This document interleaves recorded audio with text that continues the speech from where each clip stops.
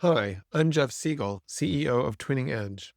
I had an amazing session with Laurie-Ann today. I am preparing for a speech in front of a large audience a couple weeks from now, and I'm just so glad to have spent some time with Laurie-Ann looking at how my speech is structured and ways to really make it impactful. And I really felt like I just got an amazing amount of information in, frankly, a really short time.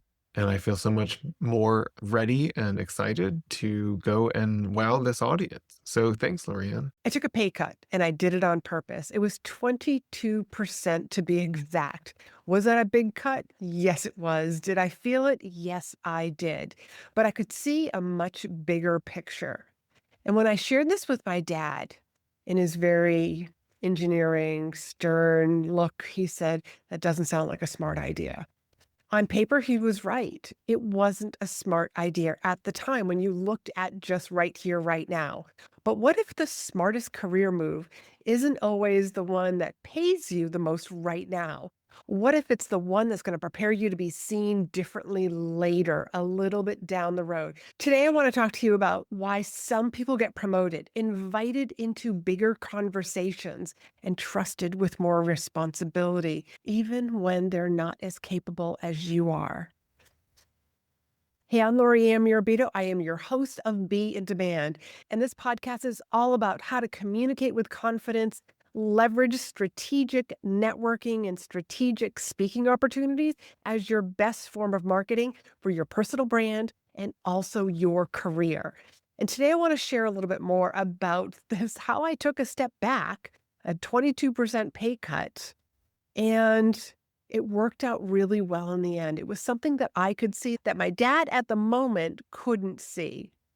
So to set the scene, I was getting in this mode of I'm good at what I do and I need to stretch myself. I need to learn something new. And I had already passed the boards for the particular modality of ultrasound that I was specialized in, which happened to be vascular ultrasound. And a woman came down from the cardiology department and she already knew me. And she came down just to kind of have a little conversation and let me know that they were going to be having an opening within their department and was I interested? I said, as a matter of fact, I was. I could see how vascular and cardiology would go really well hand in hand, even though they're considered two separate modalities. I interviewed, I got the position, but there was a pay cut. But being in the department, I was starting at ground zero. I was starting at the bottom again. But I knew that if I had experience, I would pass the boards so much easier. And I had already passed them once before. So I had a lot of faith that I could pass again. And the boards had about a 60% fail rate. They're not easy. I learned so many lessons from taking this step backwards, if you will. And I want to share those with you because they apply to so many different of my clients and situations. So if you feel like you are constantly doing the work, you're doing a great job, but you're missing that next promotion, this episode is for you. Tip number one. A strategic sideways move can create vertical leverage later on down the road.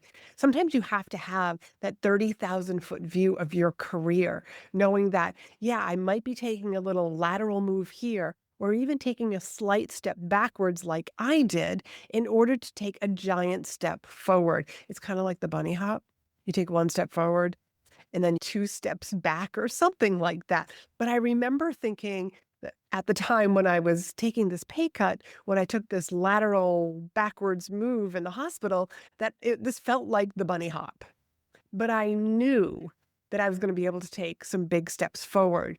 So those lateral moves can sometimes put you in contact with more people. So you're building your network, you're building your resume, you're building your skill set. You might be put onto much different projects than you were exposed to previously, improving your skill set and just preparing you for a different opportunity that you don't even know exists that's going to come later on down the road. I didn't take a step backwards. I expanded what I did, and eventually that actually helped me out in the long run. So if you've ever felt torn between staying comfortable and stretching yourself. This is why that tension exists. You know you are capable of so much more, but you're fighting with staying comfortable with the department, with the skill set, with the company that you're already familiar with. Tip number 2, your career doesn't always advance in silence. This is something else that I realized. Competence alone is invisible. What you know is invisible unless you can talk about it. And this became really clear to me. Not only did I pass the boards, however, I didn't realize at the time the unique skill set that I had. No, being board certified in cardiology and vascular would benefit me years down the road, including in leadership development with clients that I did leadership executive coaching, and also a number of speaking opportunities that came my way because of my patient care experience and knowing cardiology and vascular. So, what I want you to understand is that you can be the smartest person in the room and you still get overlooked. Why does that happen? Because people don't always know who you are.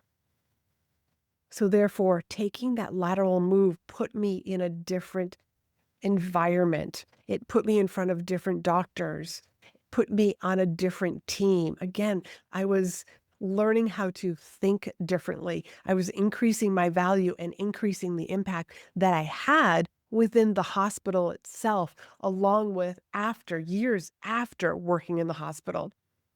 So, learning how to talk about your accomplishments, what you bring to the table, and the value that you bring to different teams can happen in presentations, conversations, meetings, interviews, and being able to tell stories so that whoever's listening to you can actually see the results that you have gotten in other positions that you've been in. And these are all great speaking skills. So that is why I always say communication and speaking skills never goes out of style. It's evergreen and it's going to be here forever. And the third tip that I want to share with you is about delayed gratification.